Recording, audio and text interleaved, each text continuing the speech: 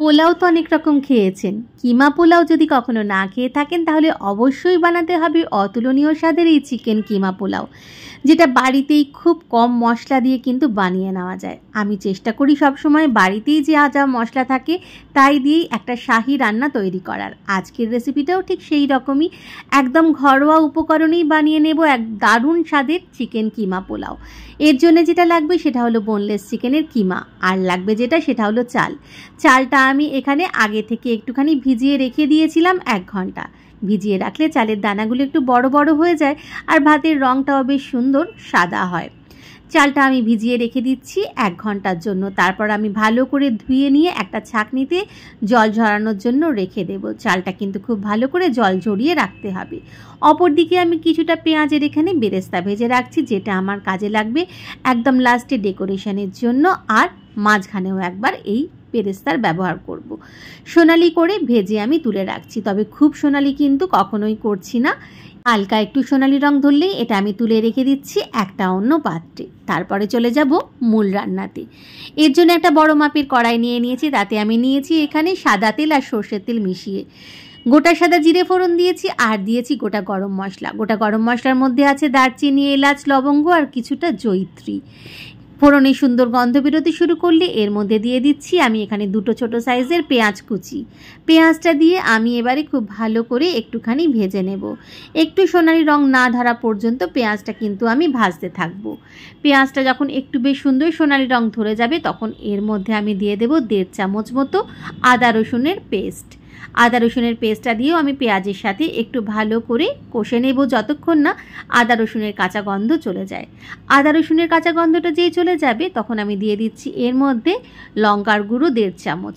খুব ভালো করে সব কিছু মিলিয়ে মিশিয়ে নিচ্ছি, আরও একটুক্ষণ আমি কষে নিচ্ছি মশলাটা। তারপরেই আমি এর মধ্যে দিয়ে দেব বোনলেস চিকেনের যে কিমাগুলো আমি তৈরি করে রেখেছিলাম সেইগুলো। আমি বোনলেস চিকেন কিছুটা সলিড নিয়ে নিয়েছিলাম, তারপর সেখান থেকে বাড়িতেই কিমা বানিয়ে নিয়েছি। তবে কিমা যেরকম আমরা ছোট ছোট দেখে অভ্যস্ত বা খেয়ে অভ্যস্ত, এই কিমা পোলাওটা যখন বানাবেন তখন কিমার সাইজটা কিন্তু একটু বড় রাখবেন, মানে চিকেনের সাইজটা একটুখানি বড় রাখতে হবে, তাহলেই কিন্তু খেতে ভালো লাগবে। একদম গুঁড়ো গুঁড়ো হয়ে গেলে কিন্তু ভালো লাগবে না।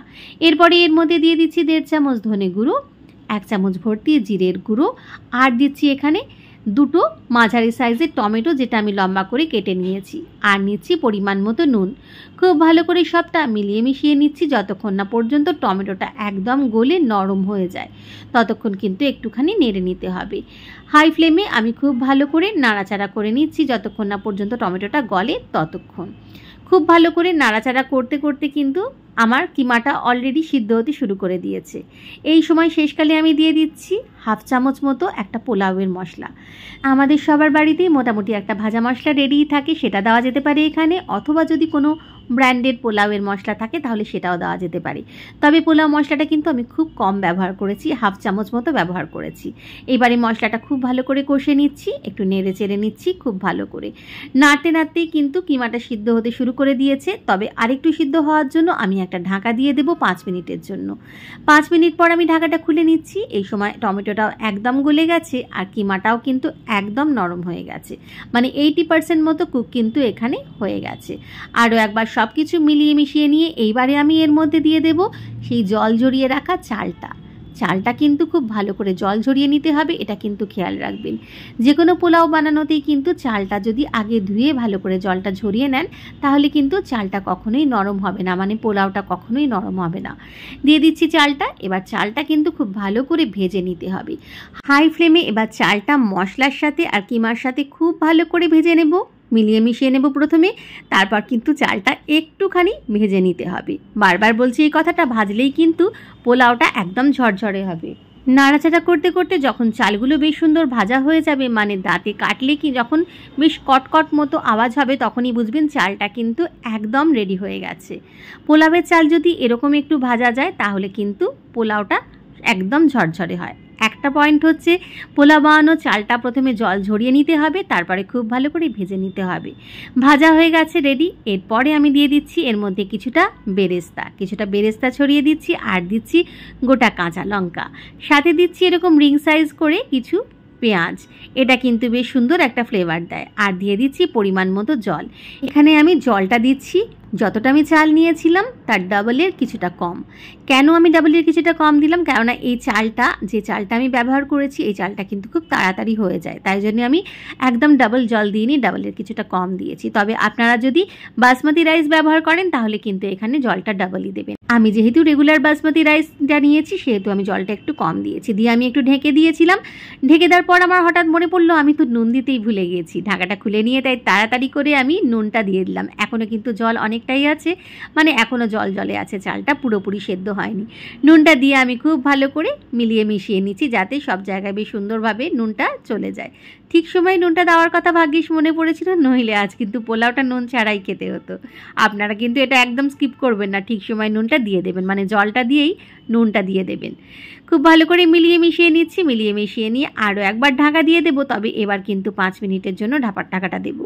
5 মিনিটের জন্য ঢাকাটা দিয়েছি। 5 মিনিট পর ঢাকা খুলে নিচ্ছি। দেখুন একদম ঝরঝরে চিকেন কিমা পোলাও কিন্তু রেডি। একটা চালও ভেঙে যায়নি আর একেবারে নরমও হয়ে যায়নি, ঝরঝরে চিকেন কিমা তৈরি হয়ে গেল। এই পোলাওটা খেতে অসাধারণ হয়। যদি কখনো না খেয়ে থাকেন অবশ্যই আমি বলবো একবার বানিয়ে দেখুন। এর সাথে কষা মাংস ব্যবহার করতে পারেন, অথবা আমি যেমন আজকে বানিয়েছিলাম শাহি এগ কারি, সেরকম এগ কারি দিয়েও খেতে পারেন। তবে এই পোলাওটা খেতে এতটাই সুন্দর হয় যে এটা 1 পট মিল হিসাবেও কিন্তু খাওয়া যেতে পারে, শুধু মুখে বা রায়তা দিয়ে অথবা স্যালাড দিয়ে, আর কিছুই লাগে না। দেখুন কতটা ঝরঝরে হয়েছে, দেখেই বোঝা যাচ্ছে।